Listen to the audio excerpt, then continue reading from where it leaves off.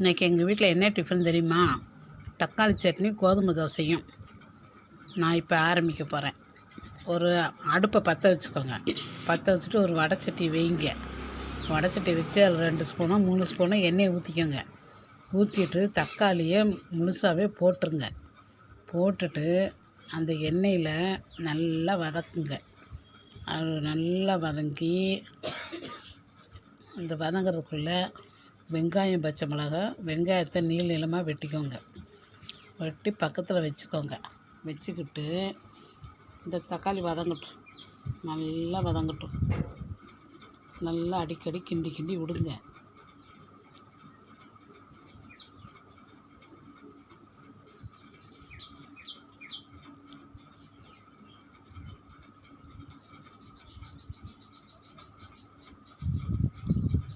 அப்படி கிண்ட முடியலன்னா இந்த கரண்டி வச்சே நல்லா கட் பண்ணி விடுங்க. அதுதான் நல்லா பழுத்த தக்காளியை போடணும். நல்லா பழுத்த தக்காளியை போட்டால் அது நல்லா கொலன்னு வெந்துடும்.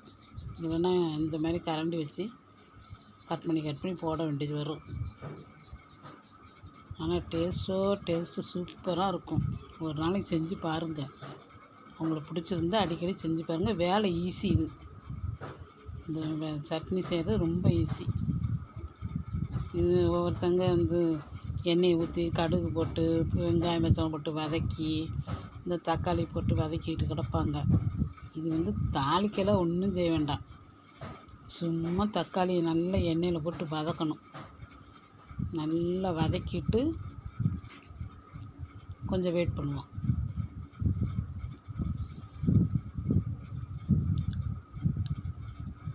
கொஞ்சம் உப்பு போட்டுக்கோங்க. உப்பு போட்டால் இன்னும் கொஞ்சம் நல்லா வதங்கிடும். அதுக்கப்புறம் வெங்காயம், பச்சை மிளகாய் போடுங்க. போட்டு அதையும் போட்டு வதக்குங்க. நல்லா வதக்குங்க.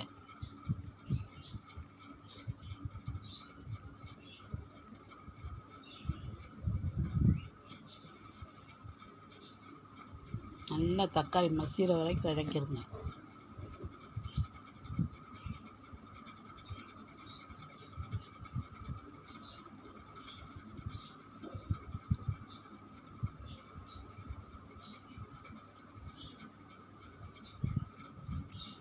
வதக்கிட்டு இந்த சீரகம் ஒரு 1/2 ஸ்பூன் எடுத்துக்கோங்க. கையில் எடுத்து அந்த தக்காளி சட்னியில் மேலே போடுங்க. போட்டு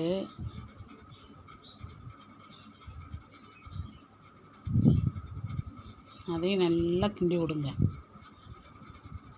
நல்லா கிண்டி விட்டு எல்லாத்தையும் நல்லா அப்படியே கொத்தி நல்லா கிண்டி விட்டு ஒரு 10 நிமிஷம் இருந்தால் போதும். ரொம்ப அடிப்பிடிக்கிற மாதிரி இருந்தால் அடுப்பை சுலக வச்சுக்கோங்க. பக்கத்து அடுப்பில் தோசைக்கல்லை வைக்க போகிறேன்.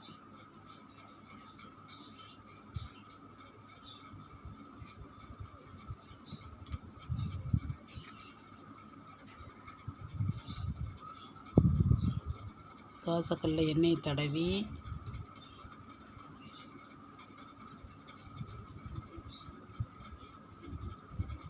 இங்கிட்டு ஒரு அடுப்பில் தக்காளி வெந்துக்கிட்டு இருக்கு.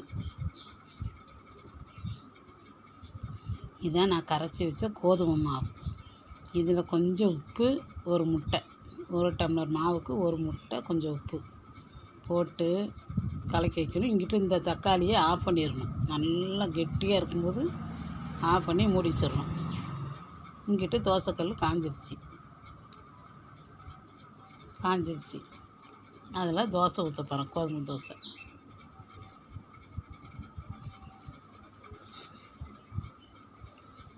இந்த மாவுக்கு ஒரு 4 தோசை வரும்.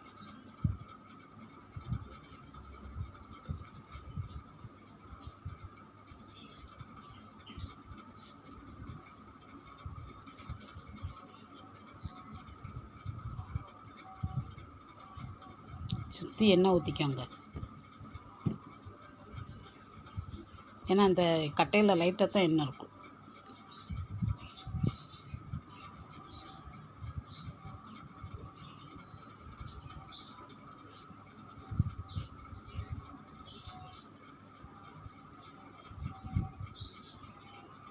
தோசை திருப்பி போடுங்க.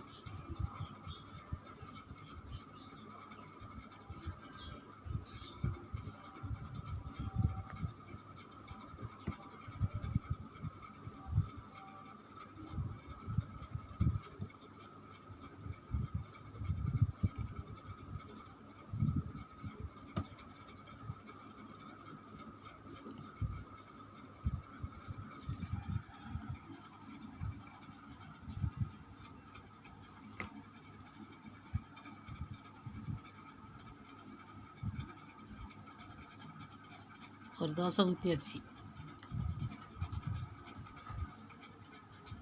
ரெண்டாவது தோசை ஊற்றிருக்கேன், ஊற்ற போகிறேன். ரெண்டாவது தோசை ஊற்றுனேன்.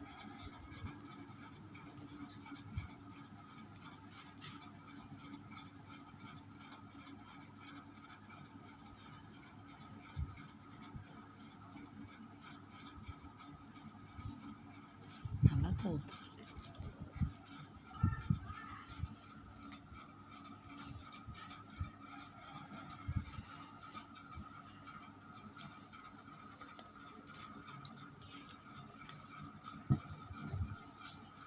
இந்த தக்காளி பார்த்திங்களா எப்படி இருக்குன்னு?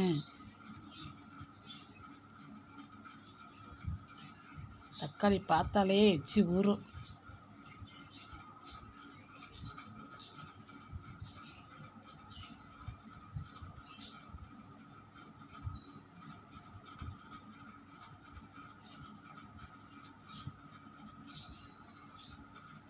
சாப்பிட்டா கூட 2 தோசை சாப்பிட்லாம்.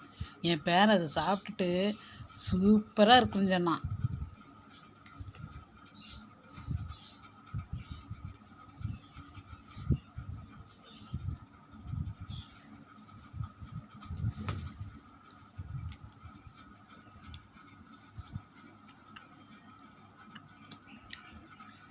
இப்போ ரெடி ஆயிடுச்சு.